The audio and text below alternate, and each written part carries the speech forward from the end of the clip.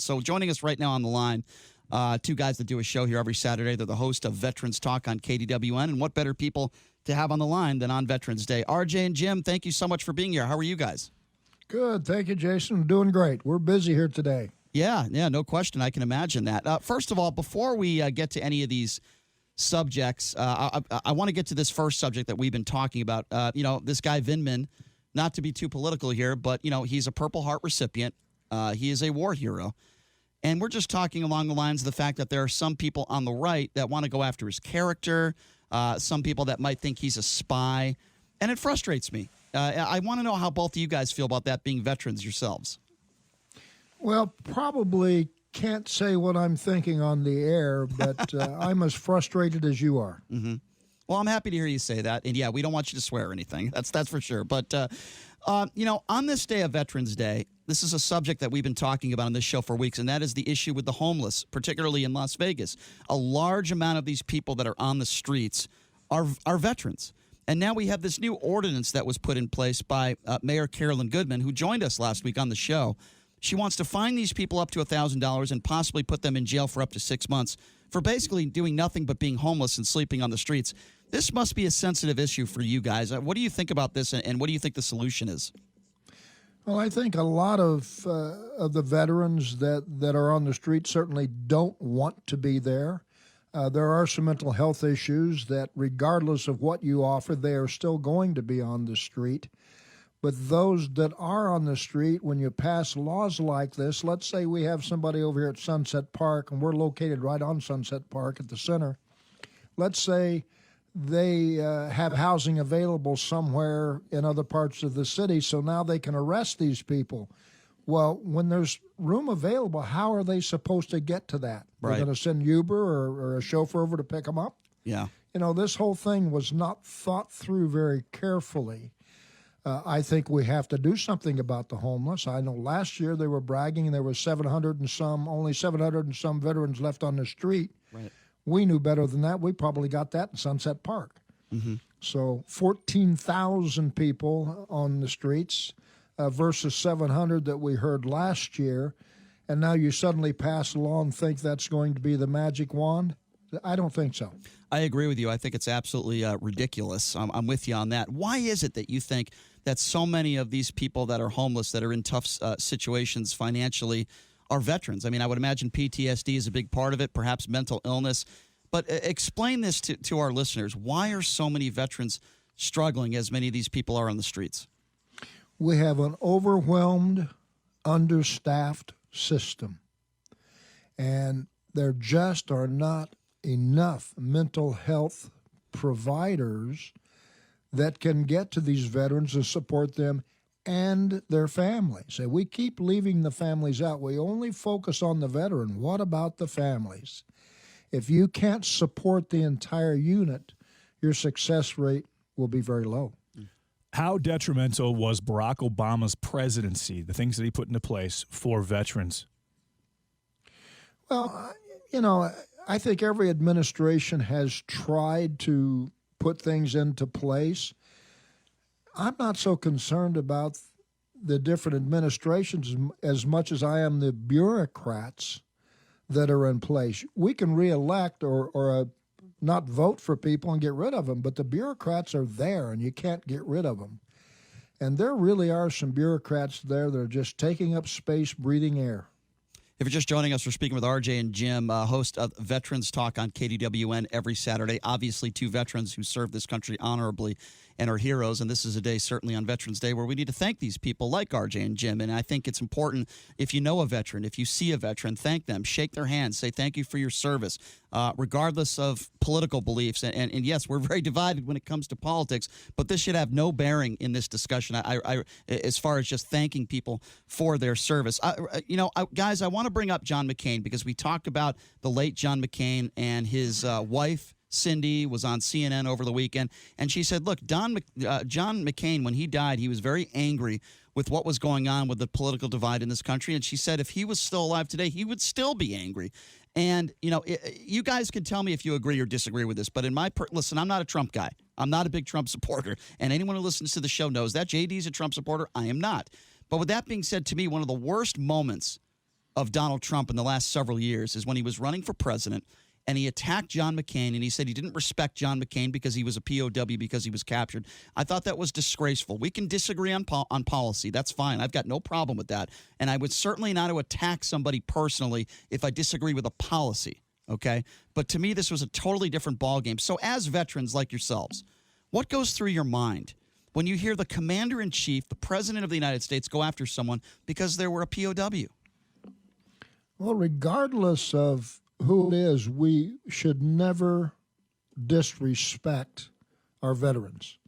Now, on our show, we never get involved in politics. We are a 501c3 public charity and absolutely refused to get involved in any of that. I've only made one comment over the years on our show, and I've said I don't agree that Washington's a swamp. Mm-hmm. I think it's a sewer, and you should put both sides in it and flush it.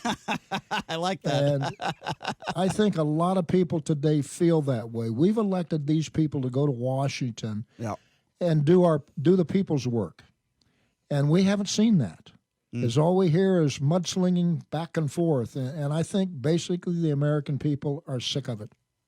Yeah, I tend to agree with you. And by the way, if you're just joining us, this is Jim Leitner.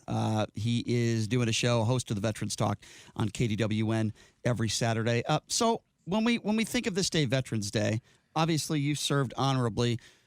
How will you want others to think on this day and reflect? Because I would imagine just about everybody, they know somebody, either a friend of someone if they didn't serve or somebody in their family that did serve.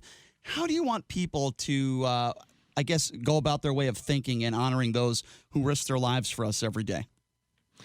You know, Jason, there's a saying that it takes a village to raise a child. Well, it takes a country to support our veterans and their families.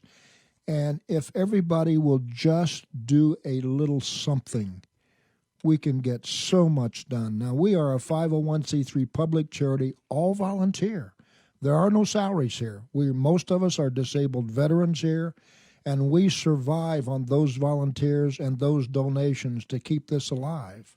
So if everybody would just do a little something, we could do so much more to help them.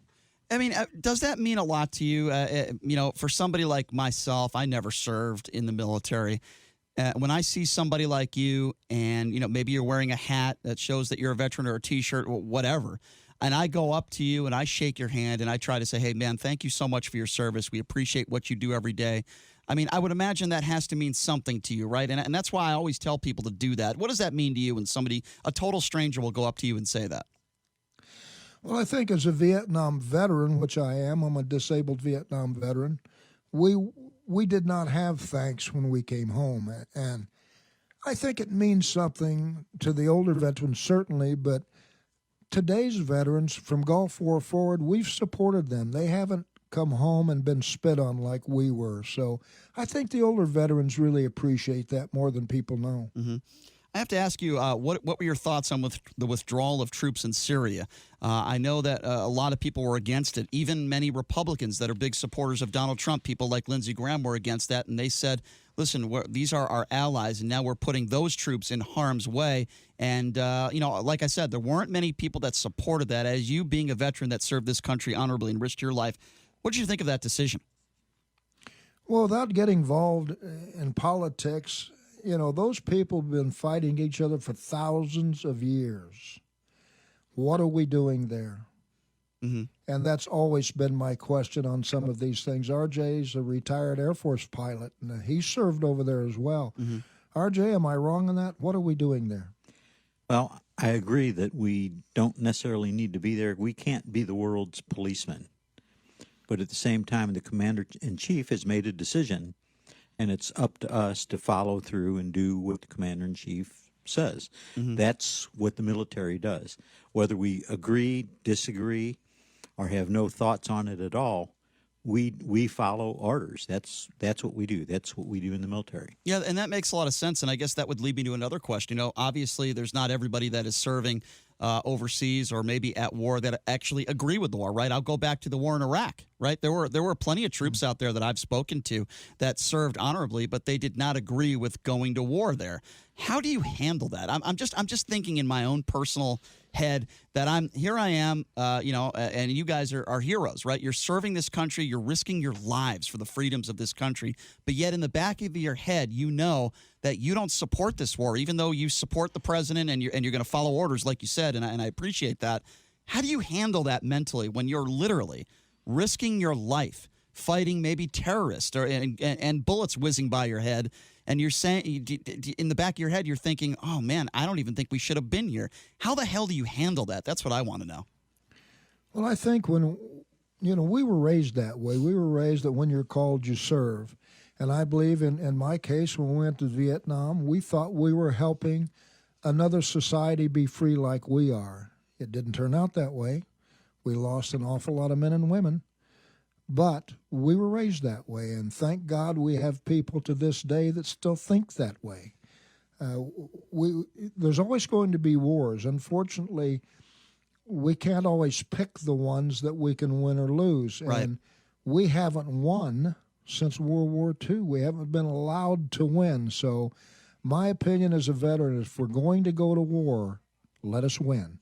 Yeah. If not, don't get involved in it. No, I agree with you. That was very well said. Okay, RJ and Jim, this will be my last question for you. I want you guys to talk a little bit about your show. It's a great show here at KDWN. We're very lucky to have you doing this show here on Saturdays, Veterans Talk. Talk to me a little bit about this show and some of the charities that you're involved in, because both you guys really do a lot of great things for a lot of people. Talk to us a little bit about that.